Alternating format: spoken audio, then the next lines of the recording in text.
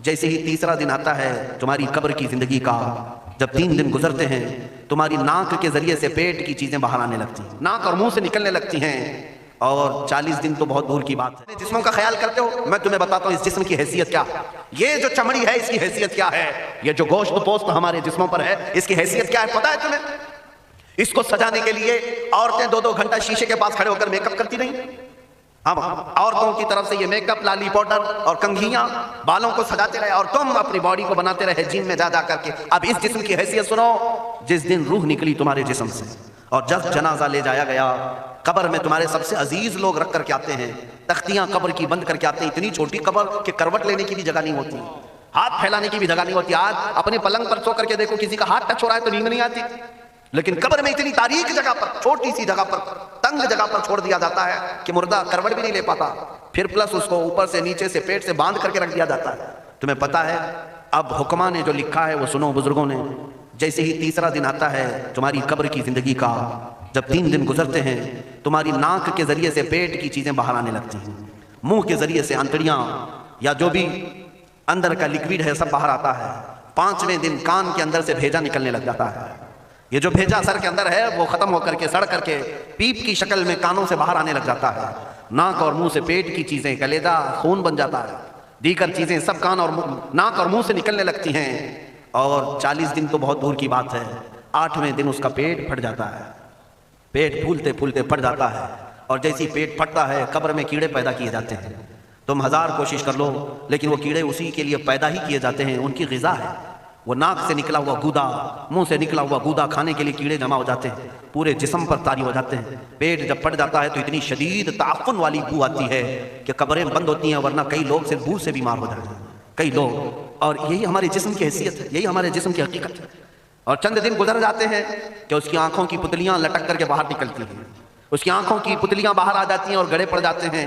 اب جو جسم کے اوپر موجود گوشت ہے اس کو چونٹیاں، مکوڑے اور کیڑے کھانے لگ جاتے ہیں، کھاتے کھاتے 2-3 مہینے کے اندر اس کو صرف اور صرف ڈھانچے کی شکل چھوڑ دی جاتی ہے، ہڈیاں باقی رکھی جاتی ہیں۔ جن بالوں میں تم کنگھیاں کرتے ہیں ان بالوں کی جڑوں میں پیپ پیدا کیا جاتا ہے، ہر بال کی جڑ پیپ بہاتی ہے۔ اور جن چہروں پر تم پاؤڈر لالی لگا کر کے اس کو سجایا کرتے ہیں آئینے میں کھڑے ہو کر، ان چہروں پر اللہ تبارک و تعالیٰ ایسی جھریاں پیدا کرتا ہے۔ یہ تو عام لوگوں کی بات، اور اگر گنہگار ہیں تو ان کے چہروں پر بچھو چھوڑ دیے جاتے ہیں، بچھو چھوڑ دیے جاتے ہیں۔ کئی لوگوں کی قبروں پر سانپ ان کی ناک کو ڈستے رہتے ہیں اور ان کا گودا پیتے رہتے ہیں۔ سانپوں کا عذاب، بچھوؤں کا عذاب، یا قبر کے عذاب کے ساتھ یہ جسم گلا دیا جاتا ہے، ہڈیوں کے سوا کچھ نہیں باقی رہتا۔ تم کیا سمجھتے ہو مرنے کے بعد احساس نہیں ہوگا؟ مرنے کے بعد ہر درد کا احساس دگنا کر دیا جائے گا۔ آج زندگی میں جتنا تمہیں چونٹی کاٹنے سے درد ہوتا ہے، مرنے کے بعد یہ درد 10 گنا زیادہ بڑھ جائے گا، تمہیں اور درد ہوگا، اور درد ہوگا۔ یہی جسم جو کیڑوں کی غذا بن گیا، کفن ختم ہو گیا، ہمارے جسم میں پیٹ کا گودا باہر آ گیا، آنکھوں سے کانوں سے ساری چیزیں لکوڈ ختم کر دی گئی، بھیجا کانوں سے بہ کر کے نکل آیا، بچا کیا ہمارے پاس؟ جس جسم کو ہم سجاتے رہے، سنوارتے رہے، اس پر ہزاروں پیسے بہاتے رہے، یہ جسم 40 دن کے اندر کیڑوں کی غذا بن گیا، سب ختم ہو گیا۔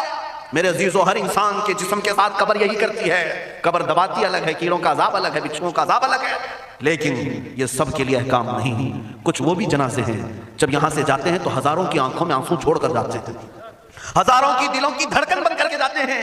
ان کے جنازے جب جاتے ہیں تو اللہ کے ملائکہ بھی، فرشتے بھی ان کے جنازے کو اٹھانے کے لیے زمین پر آتے ہیں۔ یہ کون لوگ ہیں؟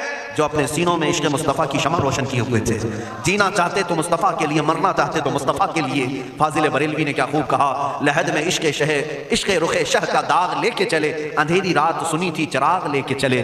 جب قبر میں جاتا ہے ایک عاشق رسول، اسے رکھا جاتا ہے، کفن اس کا بھی ہے، جسم اس کا بھی ہے، لیکن فرشتوں سے بھی کہا جاتا ہے اسے آہستہ سے جگانا، محمد عربی کا غلام ہے، رسول پاک کا وفادار ہے، اور کیڑوں کا اس کے جسم کو کھانا تو دور کی بات، فرمایا گیا قیامت تک اس کے کفن کو بھی میلا ہونے نہیں دیا جاتا۔ نہ تمہاری آنکھ سے، نہ تمہارے ناک سے، نہ تمہارے چہرے سے کوئی گودا باہر آتا ہے، کچھ نہیں میرے عزیزو، جسم تر و تازہ سلامت رکھا جاتا ہے۔ 1000 سال کیا 10,000 سال گزر جائیں، حوادث زمانہ بھی آئیں، لیکن اس کی قبر میں اس کا جسم سلامت رکھا جاتا ہے۔ اب تمہارے ہاتھ میں فیصلہ ہے کون سا جسم بنانا چاہتے ہو، وہ جو کیڑوں کی غذا بن جائے، یا وہ جس پر فرشتے بھی اتر کر سلام بھیجیں۔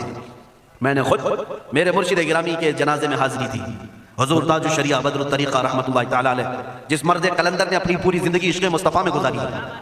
آج تم نعرے لگاتے ہو تاج الشریعہ تاج الشریعہ، ان کے شب و روز دیکھے تھے کبھی؟ ان کی صبح اور شامیں دیکھی تھی کبھی؟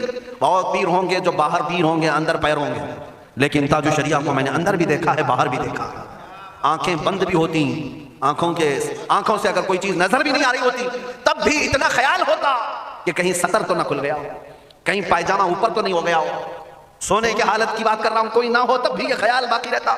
کون سا ایسا دن گزرتا جب وہ دلائل الخیرات نہیں پڑھ رہے ہوتے، قصیدہ بردہ شریف نہ پڑھ رہے ہوتے، ہزاروں سفر کی مصروفیات کے باوجود حضور پاک کی محبت کے نغمات میں کوئی کمی نہیں آئی۔ لیکن میں آج آپ کو ایک بات بتا دوں، جب انتقال ہوا وہ جمعہ کی شام تھی اور ہمارے مردوں کو 6 گھنٹے 10 گھنٹے میں ہم کو قبرستان سپرد کرنا پڑتا ہے، 12 گھنٹے رکھ دیں تب بھی فریج منگوانا پڑ جاتا ہے، اس کے بعد قبرستان کے حوالے کر دیں۔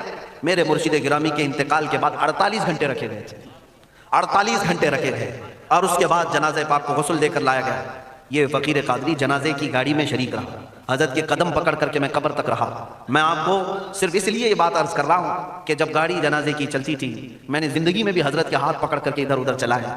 حضرت کے ساتھ جب جانا ہوتا تو بازوؤں کو ہم تھامے ہوتے، ہم کیا چلاتے، ہمیں وہ خود چلا رہے ہوتے، لیکن یہاں برکت کے لیے پکڑے ہوتے، جو نرم و ملائم جسم تھا۔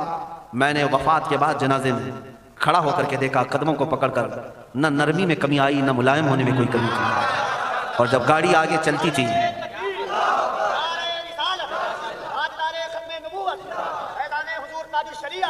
جب آپ گاڑی جنازہ جس پر رکھا ہوا تھا چلتی تھی تو میرے عزیزوں زندگی میں جس طرح جسم نرم ملائم تھا، میں نے دیکھا کہ گاڑی جب اس کے دھڑکے ہوتے تھے ادھر ادھر تو پیٹ مبارک اور سینے مبارک ویسے ہی ہلتا تھا جیسے کسی زندے کا ہلتا، ہاتھ پر انگلی رکھے تو خون سرک جائے اور پھر اپنی جگہ پر آ جائے۔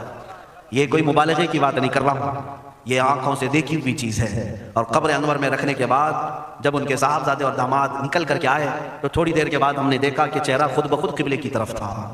ہم اپنے مردوں کو رکھواتے ہیں لیکن اس عاشق رسول نے اپنا چہرہ پہلے سے قبلے کی طرف کر لیا۔